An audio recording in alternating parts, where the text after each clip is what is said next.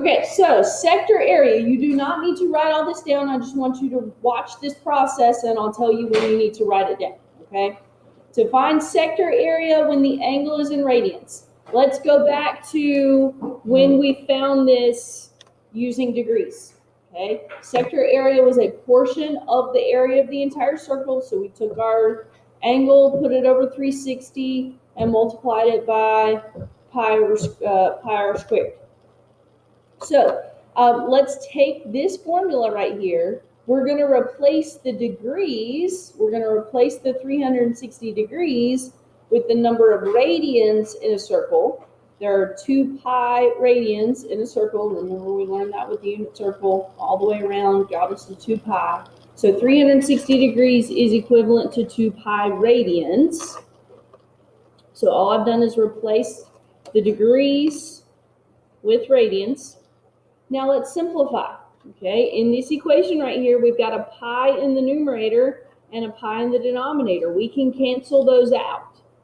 So when we simplify that, all we're left with is theta over 2 times r squared. Theta over 2 times r squared, and right here, theta is in radians because we changed from degrees to radians. Okay, so this is what you need to write down for sector area.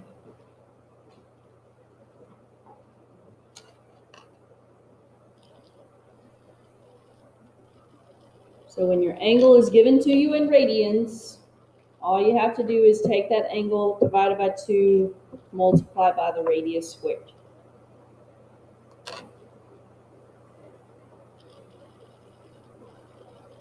Okay, so sector area with radians, theta in radians divided by 2 times the radius squared.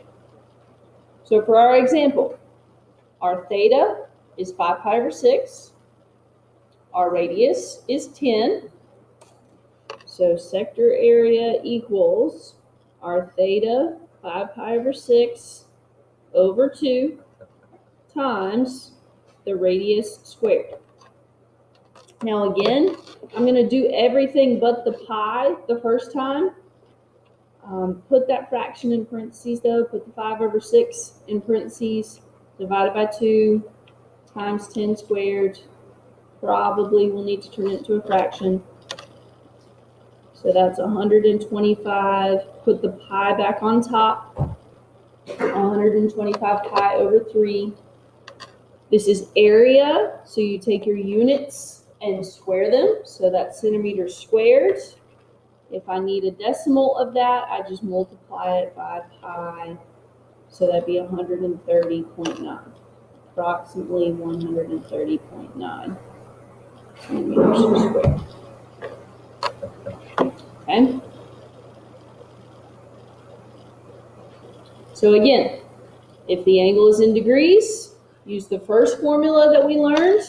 Okay, so sector area equals theta over 360 times pi r squared. That was the first way we learned. That's when theta is in degrees.